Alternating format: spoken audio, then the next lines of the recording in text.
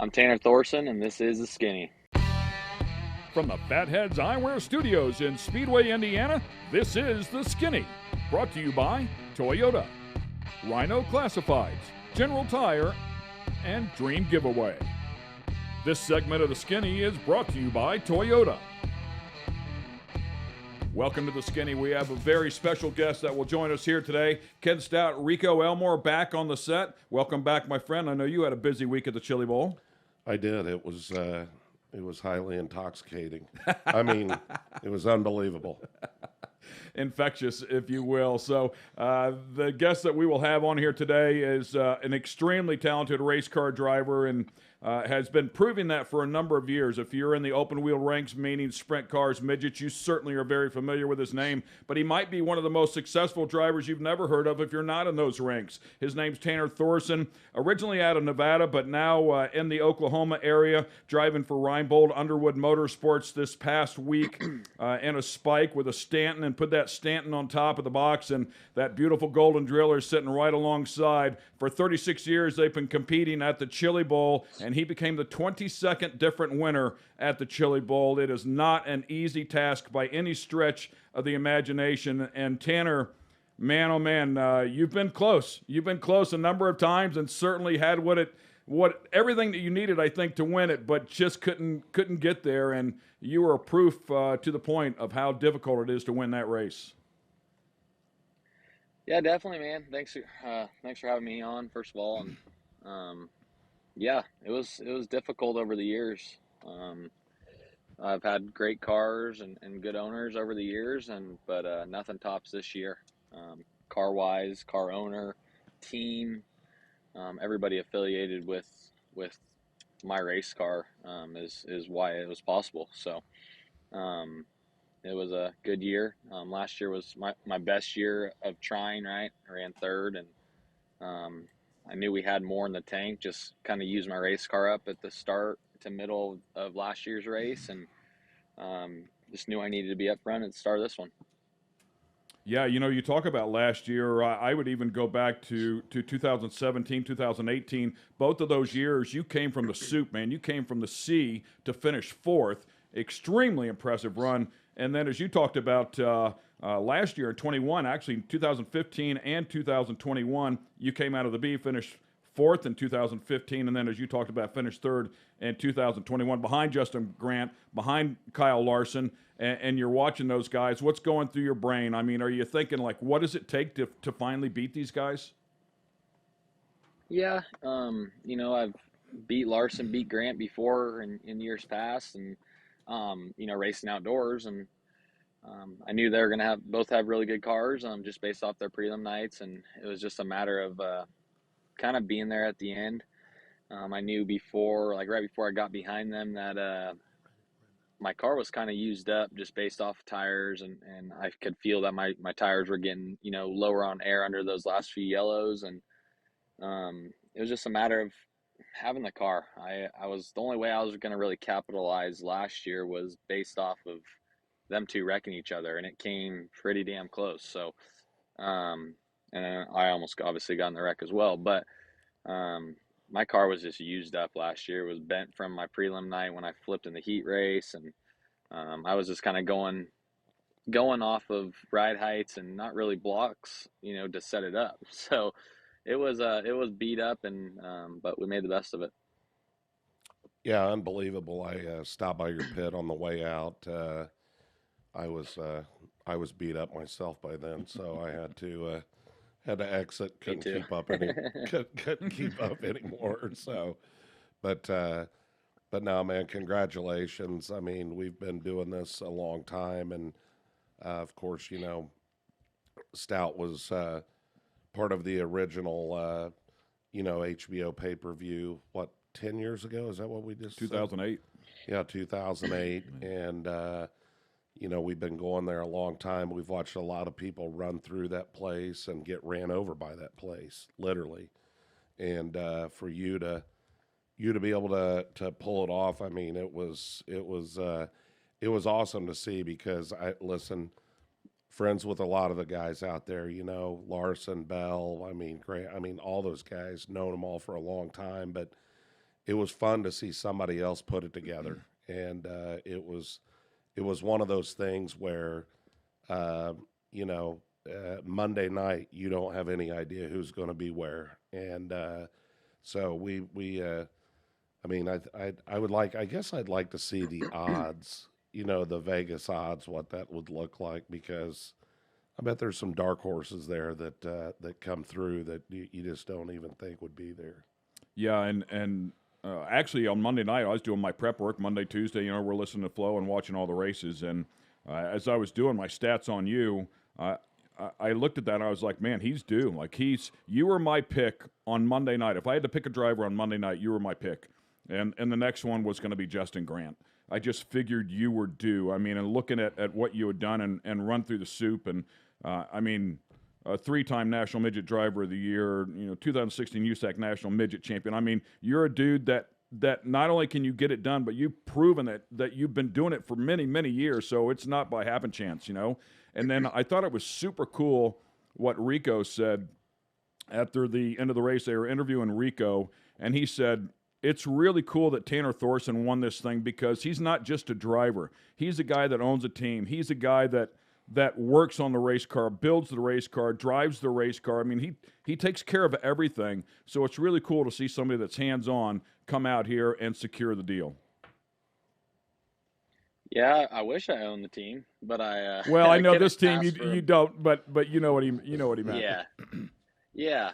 So, I grew up with Rico racing go-karts with them, and then, his dad actually picked me up to run their outlaw kart program, and we won multiple championships and won every race under the moon, as far as outlaw karts out on the West Coast. And um, David is like another father to me. I talk to him multiple times a week, and um, there's that those two guys are like family. It's a brother father figure to me. So to hear that from Rico, to be able to race against Rico head to head, it's awesome. And um, he gets it. He understands, and I think he was a little more happy for me because of that. Obviously, it just our relationship over the years. So um, it's pretty awesome. It's hard to kind of speak on it just because I still haven't let this really. I mean, I've been trying, but it's still unbelievable. I don't even know if this sucker's real or not. So um, It was real. it's yeah, it's just pretty awesome to hear that. Keith also came up, Bell, and just everybody that have had such a strong impact over the last, well, since 2000 probably 10 for me through Rico and David, but after that, Keith and Bell and even Larson, just racing with them and learning so much from them. It's pretty awesome to hear what they've said to me and about me.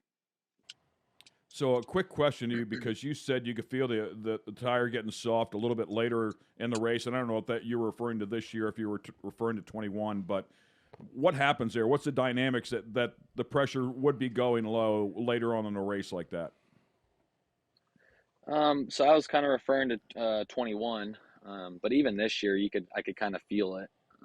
2021, I just ran the tire so hard and was sliding guys left and right, and coming from the back up to the front, I just put a lot of wear and tear on your tire and kind of make it, like gum. So, and just kind of gooey and doesn't really get traction like it would before. And, I started feeling that a little bit at the end of this year, just based off the line I was running in 3 and 4 and kind of sliding myself and trying to get to the grip. But yeah, it just changes your kind of feel of the race car. And um, with my shock package and with factory cane shocks, and now these new torsion arms that I have on from Stevie Smith, new tie torsion arms.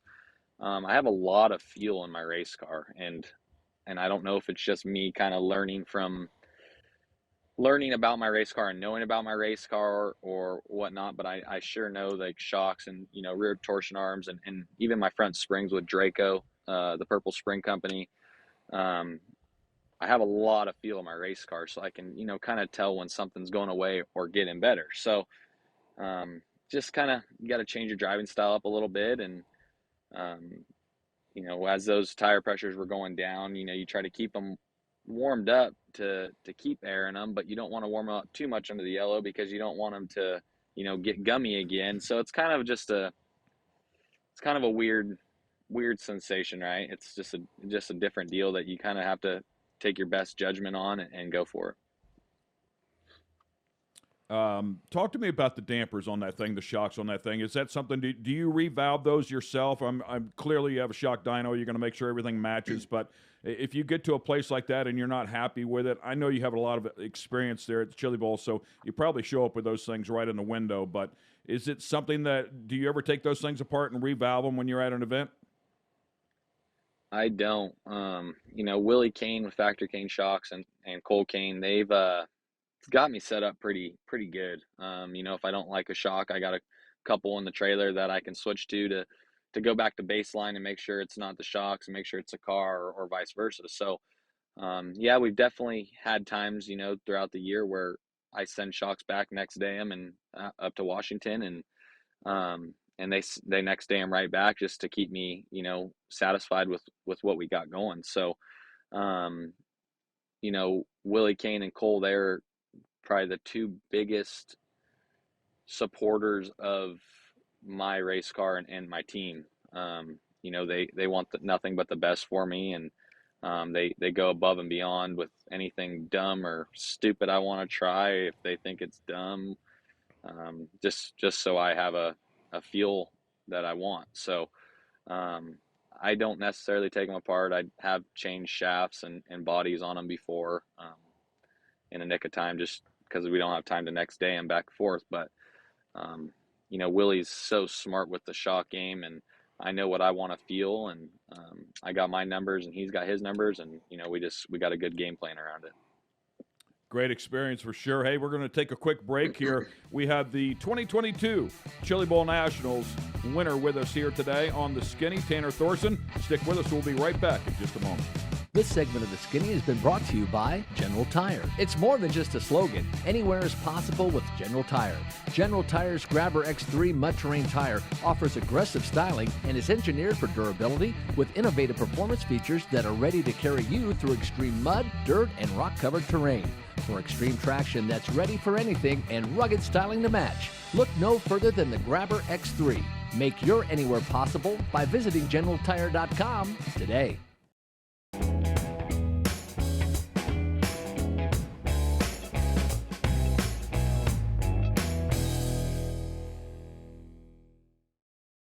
This segment of The Skinny is brought to you by Rhino Classifieds. Tired of all those ads and random stuff that shows up when you're looking to buy or sell your car parts? Rhino Classifieds was created just for you.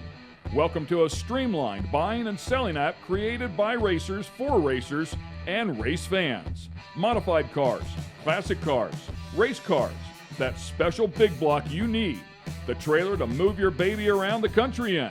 We got you at rhino.co. Once again, welcome back to The Skinny. We have Tanner Thorson with us here today, of course, fresh off of his win in Tulsa, Oklahoma at the 36th running of the Lucas Oil Chili Bowl Midget Nationals. An incredible run here. Hey, man, I got to take you into this race. So you do a great job. You follow, you keep up with Bell. Of course, Bell started off on the pole. You had a great run. I guess we should back up a little bit more. A great run in your heat race. First heat race of the week for you, and every driver that I heard said that's the most difficult race of the week. You go from 9th to 2nd, and then 6th to 3rd in your qualifier. So a beautiful job there on your prelim night. Set you up great. You do a great job on the pole shuffle as well. Pick your way forward on that with the exception of Bell and start there on the front row. So you keep up with him, follow him through traffic. He's not getting away, and finally you get your opportunity to get in front of him, man. Talk to me about it. Yeah, it was pretty crazy. Start of the race, that pole shuffle, I wanted to start on the bottom of the racetrack just based off of the years past of how much they worked the racetrack, and um, so I was gonna go after Bell or let Rico go by and try to be third, and I looked up at the board and saw Rico was back there right with Grant, and I knew if I let Rico by and Grant got by me, then I'd be sitting there second row outside and even a worse spot. So kind of went after Bell and started from there and was able to kind of slide bell and that pull shuffle. So I kind of knew where we kind of stood off, and um, start of that race, I went from the outside and dove in right behind him and followed him for quite some time. He pulled away from me at the start, and I was having a hard time, not hard time, but I was having some difficulty keeping my front end on the ground. And um, that was just due to how much grip there was and how much drive my car had. So I knew I was set up pretty good for the end of that race because Bell was able to just really yank away from me, and I was trying my hardest to stay with them, but I didn't want to wear my stuff out as well. So, we raced, and I kept showing him my nose once he got to lap traffic and trying to get him to kind of either go to the top or try something and keep pressure on him so he knew I was there. And, we got a yellow, and then finally he went up to the top, and I followed him and was able to stay right with him when he got to lap traffic again. Um, got to lap traffic again, and he got through them guys really easily, and yanked away. And I think he might have had about a straightaway on me. And I finally got by them guys, and I ran him back down really quick. And then a yellow came out. So that yellow came out. Buddy threw a slider on me on the restart, and I knew it was time to get going then, because you definitely don't want to be under fire from a Keith Kunz car. You're right. I mean, they got the best, probably the most stout team out there from the first driver to the last driver. And as soon as that happened, I knew I had to get going, and I was able to run a line after I crossed Buddy over that I happened to be looking at when I was rolling around there under yellow. But Buddy actually forced me to run it, and that was the race winner right there. That was the line that won me the race. So was able to kind of run the slider line 3 and 4, caught on Bell, and then the next lap I did it again, and was able to just drive away. Yeah, it pretty amazing to watch. But one of the things that I wanted to tell you that in all the years that of course we've been going, there's been success by many different engine builders, but to watch Stanton get back there, it was pretty unbelievable, because you know what? There's probably nobody that works much harder than those guys in the gig. And, Eric's at the track supporting these guys all the time. And it was awesome. I was happy for them as well as, the team, and some new blood up there running that thing. So, and you were talking about David Abreu. What an amazing guy. When we raced Sonoma for the NHRA event, we went and had lunch with him. And unfortunately, I wasn't able to go on up to the house or up to the, winery with him, which I heard got even more interesting. So I'm very upset that I missed that. But I can only imagine. No, yeah, right. But it was, I really, really enjoy spending time with him. I mean, he's an amazing guy, and geez, smart beyond smart with many things, but has helped a lot of people out in racing that I don't think a lot of people know. So it's pretty wild. Yeah, I'll touch on Gary real quick, and David. Gary. So I actually ran for Fike, the Fike 3 cars that Darren Hagen ran for at one point, and I actually got Gary his first win with the SR11 through them, and it was my second race in that car. So to be able to do that, right, and build a relationship with Gary, even though I wasn't running his motors, because at that time I was running for Keith and for Toyota. I built a relationship there, and then once I got the 3C stuff, we kind of picked up on our friendship and everything at that point. And to win the Chili Bowl with the SR11 for its very first time, and put Gary back in victory lane since, I want to say 2005, maybe 5 or 6, whatever year Tracy Hines won, is incredible. I mean, that dude is one of the biggest badasses in racing, and people don't really know how much he has done for the sport when it comes down to wing cars, Silver Crown, everything. So, him and Eric work above and beyond for me. I call him up bitching a lot, and I also call up and thank them a lot. So um, That's good Gary's because a Gary and lot of Eric. racers don't thank. They just bitch a lot. They don't thank you afterwards. So that's cool. That's good to hear. Yeah, I'm hard on them guys. I'm hard on them guys. It's you kind of have to be if you want success. And at first they're probably like, oh, this kid, and now like when I call them and bitch about them, they know it's a legit reason or there's something legit wrong. So I haven't had to bitch at them lately, so that's been nice. So, but Gary is more deserving of this. Him and Eric are more deserving of this win and putting the SR11 back in victory lane and with or him back in victory lane at Chili Bowl and then the SR11 in victory lane than anybody in that pit. I'd say no one's went with this motor, and I've seen it. It was drawn out on a napkin, and Gary got it done. So, um, and then David Abreu's, like I said, father figure to me, and just one of the best guys in my I don't know what you'd say, in my friendship relationship, but he's a good person. Yeah, just all around good person. We'll take a quick break right here, and we'll be back with a little more from Tanner Thorson.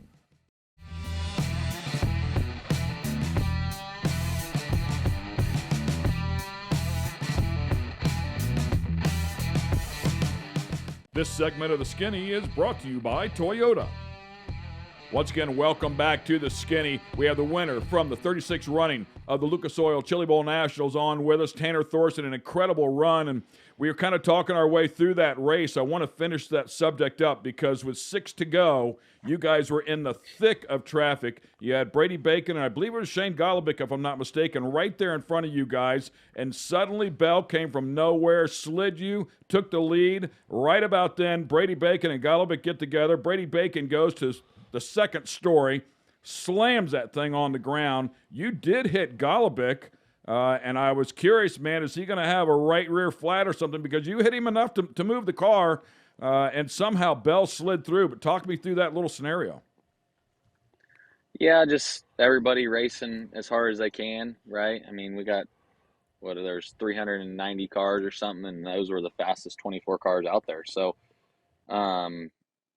everybody's just running for position, and it's hard. It was hard to pass, and just like Thursday night, it's almost better to be running second. And Bell got by me, and I knew I had a fast enough car. As soon as he showed me he was there, I was going back for it, and obviously lucky enough for me, there was a yellow, and was able to keep my spot. But I don't think that would have changed if there wasn't a yellow. I was down and determined about that. So, I got into, I think it was actually Colby Copeland that was in that car, maybe. Oh, Colby Copeland. Yes. My bad. I think it was. Not Golobic. Yeah, no. And I hit him hard. And lucky enough, I got, Spike Chassis build me custom side bumpers and rear bumpers that don't necessarily bend very easy. So we'll say that. And it pushed this bumper about ½ inch away from my tire, my regular tire. And I mean, it had to have been super close when the tire would have blown up. So thank God for them Nerf bars, because if I didn't have those, it would have been in the tire for sure and would have lost the tire. Yeah, and we saw that happen a number of times where those Nerf bars get pushed back into the tire, and their night's done. And I was watching that, and I was like, well, of course, the yellow flag benefited you. I was really curious what your thoughts were, if you would have been able to have something to pass him back. Clearly, you do feel that way, and I thought it was really cool what you said earlier in the interview as well, whenever you said, man, I was a little too hooked up, and he was hooked up perfect early on, so you kind of knew it was going to come to you as that track slicked off a little bit. But you got that break from the yellow. It made life a little bit easier. And then, of course, you dodged the bullet. They say there's always a lucky moment somewhere along the way. And for that damage not to be severe, it certainly gave you an opportunity to go out there and seal the deal. Yeah, I mean, you're, as much as you want to say you win these races because you're good, it's majority of it's luck, especially there in that building. I was lucky enough to obviously not get that Nerf bar punched back in my tire, and I was lucky enough to get through my heat races on my prelim night, and I was lucky enough to still run second on my prelim night to Bell. So um, luck is a bigger thing to have than skill at that point. And obviously, you got to be good to win these races, but you also need a lot of luck. And I told my guys, I said, if I don't win this, my car is probably destroyed. So I was down and determined that this thing Checkers or is coming wreckers? back as a no, 100%, man, 100%. I told Bell too. I said I was winning that thing. Like this was gonna That's happen. awesome. So I was winning it, or you weren't. Yeah, right. yeah, I mean So, it's name of the game. so Tanner, did you run with Seavey out west as well? Is that about the same time? Yeah, we grew up racing go-karts together. Yep. Okay, that's kind of what I thought. We had him on, and of course, we've helped him out with Fatheadz for a few years, and great guy as well. And Yep. I was I was I was watching him run and watched him go from absolute hero to just out of it in the prelim night. And I mean, it was unbelievable because he was there. He was there. He was ready. I mean, like, he was going to get there. And I mean, Swindell, a lot of people have caught up, and it isn't like it used to be. Although they're still great. They're still good. They're still Swindells, but it was just amazing to watch it, and that's what happens. And you were talking about that building. There's a lot of luck that goes in there from time to time that you're able to pull through, whatever it may be, and so it's fun to see that. It's fun.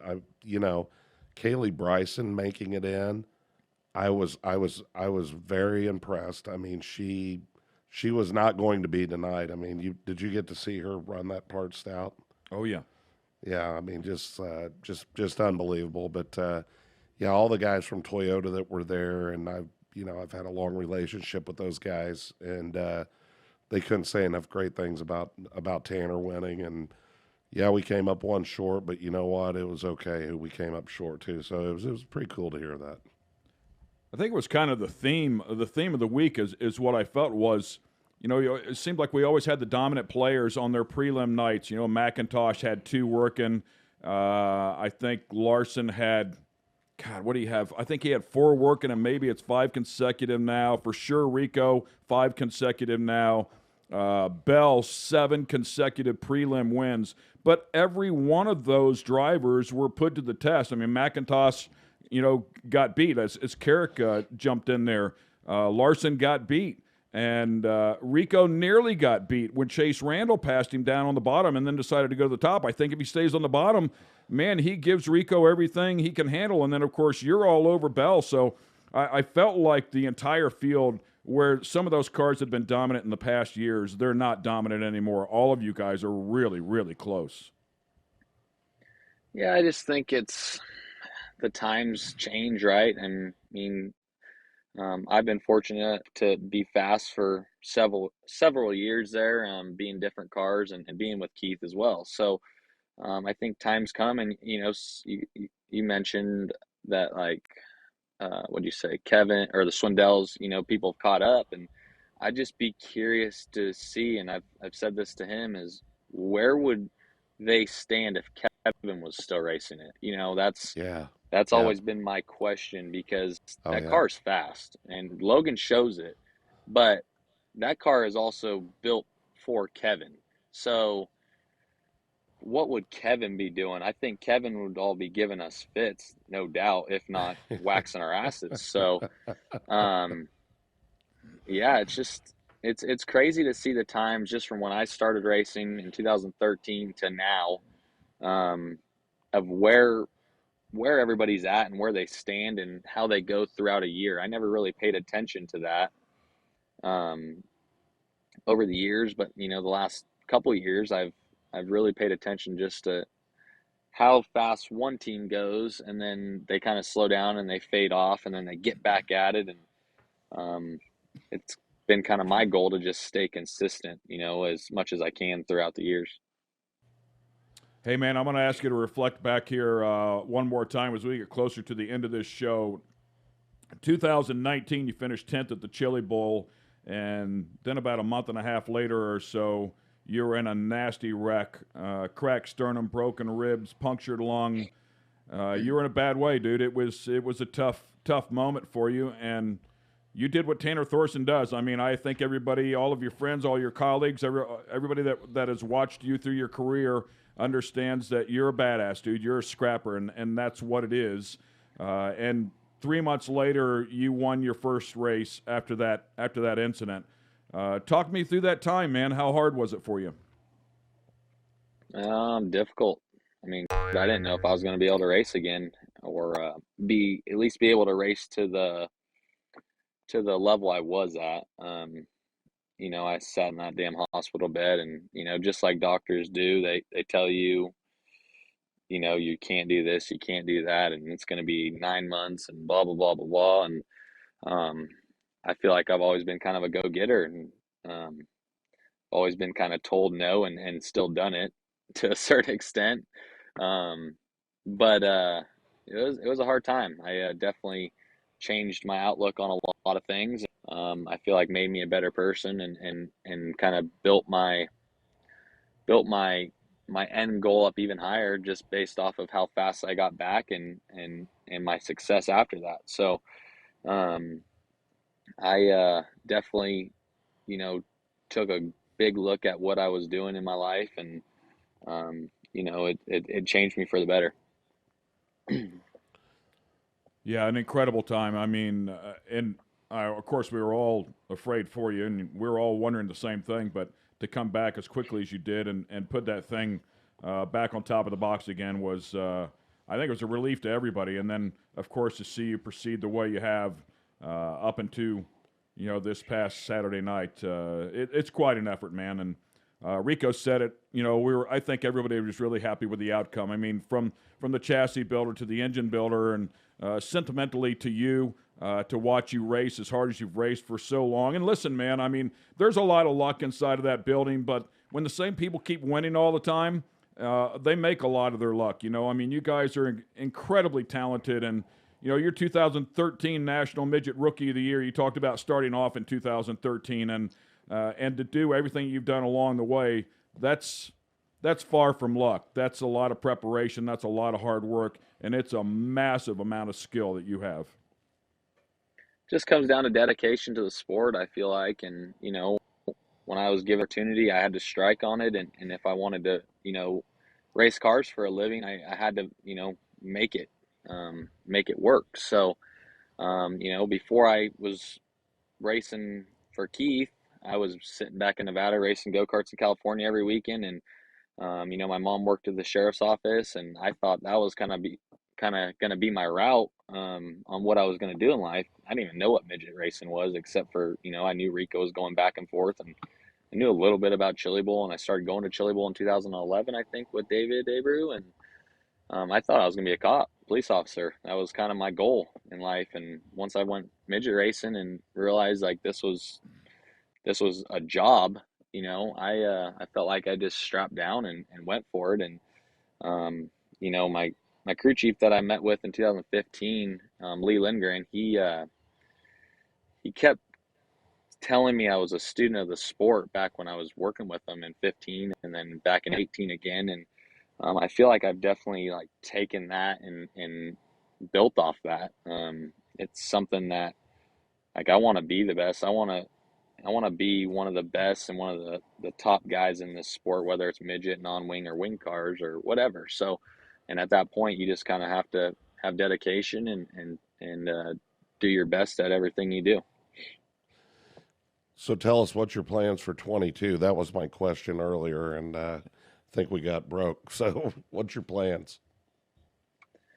We're gonna race wing cars quite a bit. That's Andy wants to do it. I want to do it. The team wants to do it. Well, I think the team wants to do it, but we're gonna go down to Florida and run the USAC midget and non-wing car down there at Bubba, and then I think we'll go to East Bay with the All Stars, and then kind of shoot from there on what we're gonna do. We kind of have a schedule put together, just haven't really went over it together. And I don't know. We'll see. I think you'll be great in the All-Stars, man. You are dedicated and, stepping up to that level. I mean, not taking anything away from USAC, because there's an unbelievable amount of things that go on in USAC that it's not easy to win. And anybody can, I mean, I shouldn't say anybody. There's probably 5 to 6 cars that could win any night, that you're battling in and out with. And so you taking it to the All-Stars, I mean, we watched what Sunshine did over there, which, he's doing great. I think that, with Grant sliding over there, doing a little bit, I mean, the All-Stars are going to have a pretty badass package over there, which is going to be pretty exciting. Yeah, I think Tony's worked really, really hard to get the All-Stars where they are. He puts a lot of effort into it, and obviously, the Outlaws are the top, wing team. But I think Tony has a really good close second, and I got to go where the money's at, plain and simple. Go back to talking about racing for a living, and it just you're not gonna I'm not gonna live the life I want to live, just racing midgets and non-wing cars like we did. So I just kind of have to, I feel like it's kind of everybody's route here lately is trying to make more money doing what we love to do, and wing racing just seems to be the route that everybody's going. And once again, not taking anything away from USAC, like you said, it's just USAC is such a big sanctioned, series that I wish we could race for more, and it'd be a lot easier to stay around all the time. And but some people gotta jump and go when the opportunities prevail. Well, I think we're getting ready to wrap up, but one thing that I want to tell you, don't lose your interview skills, because after you won, I was like, my man.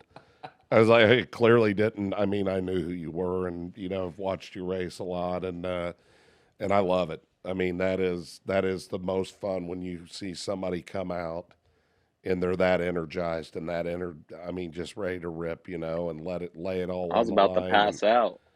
Not from being drunk. Like... Drunk was later. Yeah, drunk was being later, but I was about to pass out when I went across the flag stand. I just grabbed my steering wheel out of the trailer, and it's bent. And, I don't know why, but I think I grabbed it so hard and pushed down because I was so just pumped up. I mean, the whole thing is just like an opposite dish wheel. It's just dished out. That's great. That's great. And you definitely put Gary's motor to the test. I know you tried to kill it, but it was still running when you shut it off. So I'm sure Gary will go in there and take a look at the valve train in that one. It probably needs a little massaging. But yeah, right. That thing ain't going nowhere. Let me tell you, that thing's staying in there. I told Gary, I text Gary, I said, hey, Gary, I told him thank you, and whatnot. And I said, hey, by the way, I'm sorry about the motor. And he said, you win that race, you do whatever you want. I was like, cool. I said, by the way, we need to talk about this motor because I don't think it's coming out of this car. He said, okay, well, let's figure it out. So, yeah, man, it's a surreal feeling. And, got a lot of great people that are behind me with Factory Cane shocks, Spike chassis, Stanton SR11, AL drivelines, Amy Electrical, just all of our guys, Brown and Miller, Bradbury Company, they came on board this week on Casey's car and then also on mine. And, just a lot of great people, and chemistry is everything when it comes down to having success. And I just can't thank all my guys enough for it. Well, you said it just a few moments ago that you want to dig hard and you want to be the best. Well, you, my friend, as it stands right now, if you win the USAC National Midget Championship, somebody might argue there's some other players and some other sanctioning bodies, but when 381 of them show up and it's a record number of entries, you, my friend, are the absolute best in the planet as it stands right now today. Congratulations. Yeah, thank you guys, and thanks for all the support, and hopefully we can get back on here and talk to you guys here soon. Awesome. Tanner Thorson with us here on the Skinny. An exciting moment. Thanks for the memories. It was a pleasure to watch you do what you do, man. So much fun. Thanks for watching. We'll see you on the next episode. Thanks for being with us here on the Skinny. This episode has been brought to you by Toyota, Rhino Classifieds, Dream Giveaway, and General Tire. For the latest in sunglasses, optical frames, accessories, and apparel, be sure to check out Fatheadz.com. That's Fatheadz with a Z.